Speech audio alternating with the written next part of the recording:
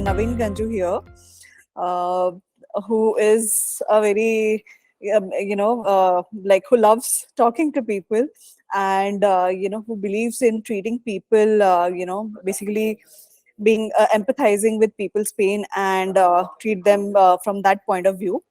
Uh, so I will now, pass on the floor to Dr. Naveen Ganju to, share his insights into the magic. So I'm going to talk about something very common that we see these days. One is fatty liver and hepatitis. And what hepatitis means, these terms are used everywhere, and people say, okay, on this ultrasound report, I've got a fatty liver. And when you have a fatty liver, what does it mean? Do you have to do something about it? Do you have to worry? Show your doctor. And then there's some terms are there that this patient has hepatitis. What does it actually mean? And what role does lifestyle modification play in this? So most importantly, we see these days most of the people have this GI disorders, and these gastro GI disorders are actually associated with metabolism. And which is the biggest organ for metabolism in the body is liver. Okay, so we need to understand that liver and intestines work together in synchrony to make these things happen for good health and digestion. So if I go to this term called hepatitis, what does it mean? Liver inflammation. Inflammation means something that is inflamed. So inflammation of liver as a result of any injury. It could be viral, it could be bacterial, it could be alcohol, it could be autoimmune, any inflammation. And acute inflammation or acute hepatitis means if it is less than 6 months, and chronic, if something is prolonged for more than 6 months, we call it chronic hepatitis. So what causes this injury? So as I said, infections can cause this. Viral, most of the times. Drugs and toxins can cause this. IV drug users or Ayurvedic medications, over the counter drugs, these leaves people, sometimes herbs and leaves people consume sometimes, that also can cause liver injury, because it is not that the liver will get injured in every person who has these. It depends on a person to person thing. All medicines which anybody takes, some suit some people and some harm some people. We always need to understand, and when a doctor tells you, try it for 1 week, these medications, and see how you feel, that's what it means. So alcohol is one of the important things. Metabolic diseases, again, important. Ischemia in hospital setting, if somebody's BP is low and all that. And autoimmune. So the most important things in this is infection, alcohol, metabolic diseases like diabetes, hypertension, cholesterol. These are called metabolic diseases. These things together can damage the liver. And autoimmune hepatitis and autoimmune disease, we have seen a lot now after COVID happened and COVID vaccines happened. Trust me, these things have gone on a rise after that. So how do you say this patient has hepatitis? Okay. Symptoms are very vague. So there's nothing like, you say, okay, this person has these issues, so we know this patient's liver is inflamed. Jaundice is something which comes late. When a patient's problem in the liver has progressed to an extent, when jaundice is there, it's already in the later stages. Initially, what happens? There is anorexia, means you don't feel like eating food. There is nausea and vomiting, and there is fatigue. And some people get a pain in the right upper side of your abdomen where the liver sits. And it is not a severe pain. It's not a sudden pricking or a squeezing pain. It is a dull aching pain, because normally when the liver is inflamed, it becomes big. The capsule around the liver is pain sensitive. When it stretches, you get pain. And of course, the liver test, if you do a liver function test, they will be up and down. That is for the doctor to worry about, and to see how much the damage is. So these are the blood tests we do, namely liver function test, viral markers, and liver biopsy if it is required, and autoimmune markers if there is an autoimmune disorder which is expected in some patients. Now, acute injury in the liver manifests by releasing a lot of enzymes. We call it enzyme elevation, because every liver cell has enzymes which help in a lot of things. When this liver cell gets damaged, they release these toxins, or we say enzymes, in the liver, in the blood, and this blood test is picked up. Most of the times these liver injuries are self-limiting, because liver is a wonderful organ. If you leave it alone and do not have that insult on it again and again, that means the medication that we are talking about, alcohol in some cases, or there is some other things. So what happens is, it happens again and again, the liver becomes weak. But if it happens and you stop it, even if you stop alcohol or these drugs that we are talking about, whatever is damaging the liver regenerates, because most of the times liver takes some time to regenerate. But if it reaches a stage where it cannot regenerate, that means it cannot heal itself, is called cirrhosis, that is end stage liver disease. What is a problem? That's a problem. So I'm talking about some viruses just for your information, not going to go details into this. It's a nice A, B, C, D, E. This was the easiest thing when we were doing medical school, and we said, okay, at least kuch to yaad ho gaya. We know that viruses are A, B, C, D, and E. Pretty easy, isn't it? So A and E here are mainly food and waterborne. So most of the infections that we see in Bangalore or urbans because of unhygienic food or water, then they get jaundice. Most of the times it is A and E virus, which is self-limiting, takes 4 to 6 weeks, but people start getting better. The problem is this B and C. These are blood related, blood derived and body fluids derived infections. They can become chronic. Most of the times these things become chronic, and D is a part of it. It's not very commonly found here. It's more in Africa, but it happens mainly in people who have a B infection. So B and D are kind of together. So what are the risk factors for viral hepatitis?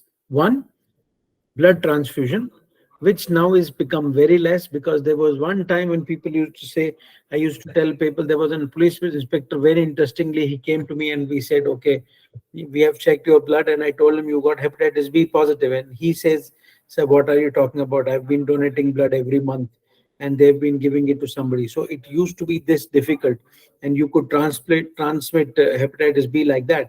But now it is by government norms, we are checking hepatitis B in all bloods and seeing what patients are having. So most importantly, this is kind of gone down.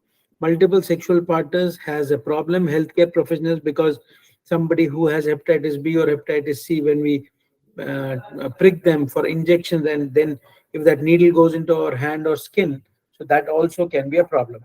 So hemodialysis is one issue that we know. If somebody whom you know is on hemodialysis, make sure every 6 months their hepatitis virus is checked, hepatitis B and C, because they can get it from these dialysis machines or do whatever, and then it becomes a problem for them. Already kidney is bad and they get a hepatitis B problem as well. Now tattooing and body piercing is so common, isn't it? The problem here is, if it is not hygienic and the instruments they use is being reused without properly being cleaned, you can get hepatitis B and hepatitis C. In fact, in US at one point of time, the IV drug use and tattooing was the biggest risk factor for hepatitis C infection. And in fact, they had to ban, and now they license these people who can do this. They only get tattooing license if they are checked and they follow some SOPs for this, because it's very important, because when you go deep in the skin, you get in touch with the blood and then you can transmit to other people. That is about hepatitis. Now, if I come to another important etiology or a cause of liver damage nowadays, is fatty liver disease. So non-alcoholic fatty liver disease. In fact, last week, the name of this has been changed to metabolic associated steatotic liver disease, that is MASLD. So we are going to talk about this as NAFLD only right now. So what happens? So this here, if you can see, is the liver that has some fat into it. This fat accumulates in the liver, accumulates in the liver, becomes big. When it becomes big, the liver starts becoming inflamed, that is inflammation. More inflammation, more irritation to the liver. Eventually, if this inflammation is not taken care, it becomes cirrhosis. Cirrhosis means the liver becomes hard and scarred. There is a lot of scar tissue. If you can see in this picture, if you can appreciate, the scarring is there. Now, this fat causing NASH, there are a lot of risk factors in this. And the biggest problem, we used to see this cirrhosis in the age of 55, 60, 10 years back, but now it has come down to 40, 45. Why is that? Because this fatty liver and alcohol and other risk factors have come together and caused damage pretty quickly to the liver, which has actually brought down the incidence of this disease from 55 to 45. So yes, we need to be careful about it. Most importantly, fatty liver, we always think it is the overweight people will get fatty liver. If somebody is thin, why should I get fatty liver? I'm such a thin guy. Trust me, in India, there are so many lean people who have fatty liver because of a ill lifestyle and the diet what they have. We call it lean NAFLD. Okay, so people who are lean but have NAFLD. These people are difficult to handle because an overweight guy, you can go and ask, okay, lose weight and correct your eating habits, you're fine. But lean guy, it's even more difficult to tell them anything because it becomes even more. Now, what are the symptoms of NASH and NAFLD? NASH is a silent disease, as I just told you. Now, if you look at these symptoms, you will say, oh my God, everybody, almost 80% have these symptoms. So we need to be careful. So this fatigue, very common. Pain in upper belly can have very commonly. Weight loss and weakness. So isn't it very common? So many times we see, but is it necessary that everybody needs to get checked? If your lifestyle is not okay and there are multiple issues, then yes. So now what are the risk factors? As I just said, obesity, hypertension, diabetes, high sugary food which are synonymous with cholesterol and high sugars in the body and cholesterol, and triglycerides. So all these things are the risk factors. If somebody has all these things or maybe 3 and plus, they are at higher risk, more than 20 to 30% to get fatty liver disease. Now, what do we do and how do we know that this patient has NAFLD? One, LFT, that is liver function test, which shows us the liver enzymes I was talking about initially, the AST, ALT will be higher. Then you do fibroscan and ultrasound, which says grade 1, 2 fatty liver, and fibroscan tells how hard the liver has become because of fibrosis or because of liver injury, which is very important. You need to understand that this liver is becoming hard and the fibroscan picks it up. That means the softness is going. This hard liver can become a problem later. So we need to be sure if the hardness in the liver is increasing, that means the liver is getting damaged. Lifestyle modification, of course, main goal is weight loss and physical activity, which is the most important thing for that. So generally, weight, people say, oh, how much weight should we lose and all that. If you look at this pyramid, this is according to the pathology. But if you forget about this and just say, if you lose 5 to 8% of your body weight, let's keep 8% of your body weight, which is your baseline. If you lose that in the next 3 to 6 months, the fatty liver goes away in 80% of the people. So which is a pretty good priority here. So lifestyle, what do you do is calories in and calories out should be a deficit. So less calories in, more calories out, and you should watch out what you're eating. What type of diet is very important. That's also very important. We need to know what type of diet is important. In our people, most likely Mediterranean diet, we say it should be more of fresh fruits, vegetables, olive oil, which whenever possible for cooking. But we need to understand our cooking is very heated cooking. We use high temperatures to cook. In that, olive oil denatures. So we need to understand sauteing is better. If you're using, to some extent, they say coconut oil is okay. You should not use a lot of refined oils. So low amounts of carbohydrate is important. Low sugar is important. If you have to have carbohydrate, it has to be complex carbohydrate. So these things are very important. So what would you do to lose weight and decrease fatty liver? timely meal, cut down on calories, walk, healthy snack, watch your portions. Standing is the new walking, because most importantly, we sit whole day on our chairs and we don't even walk. When you talk on the phone, make it a habit that you're walking while you're talking. And if somebody comes to talk to you, you stand up for long, long times and talk to them.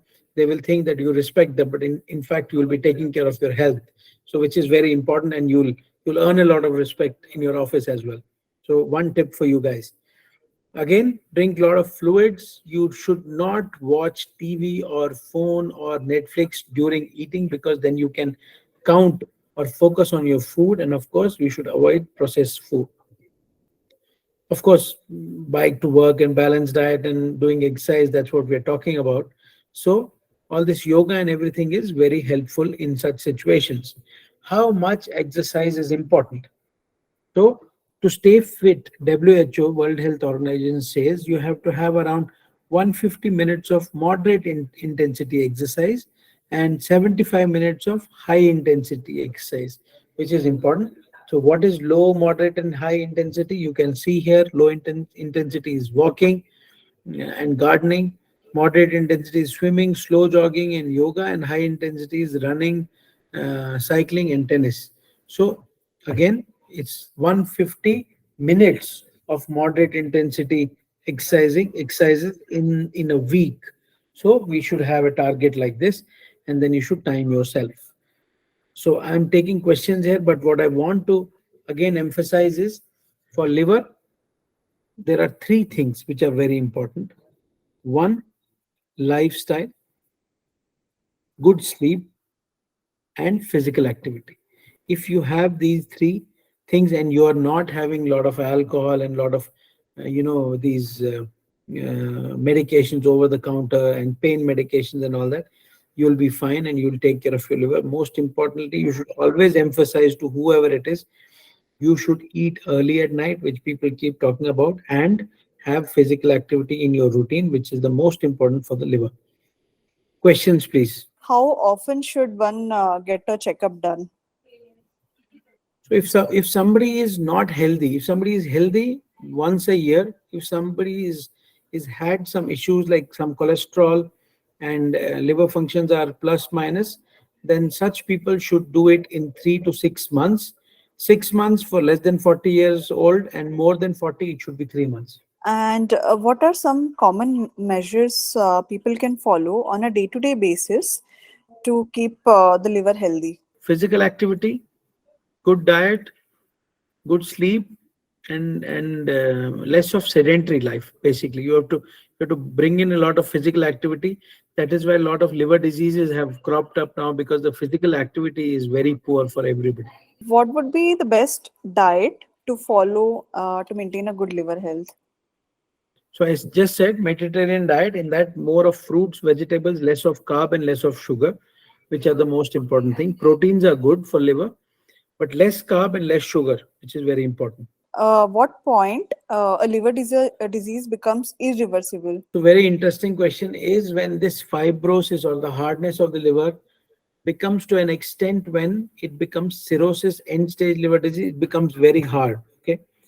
When the scarring happens, the scarring reversibility does not happen. When there is fat in the liver, you can get it sorted out, but once it increases, then it becomes a problem. That's the biggest problem. So in this cirrhosis, when it happens, cirrhosis is there, then you actually cannot reverse it. Should we take hepatitis vaccine if we have not taken any vaccine yet? And if yes, then for what type of hepatitis, B or C or both? So for C, there is no vaccine. For B, yes, everybody should take a vaccine.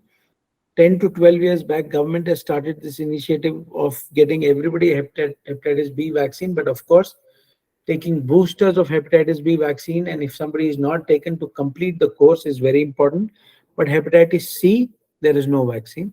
And there's no point in India, actually, if your immunity is fine and if you're a young guy, no need to take hepatitis A vaccine. But hepatitis B, yes, certainly we should take this vaccine. What is the best practices they can do to have a good digestion, sir?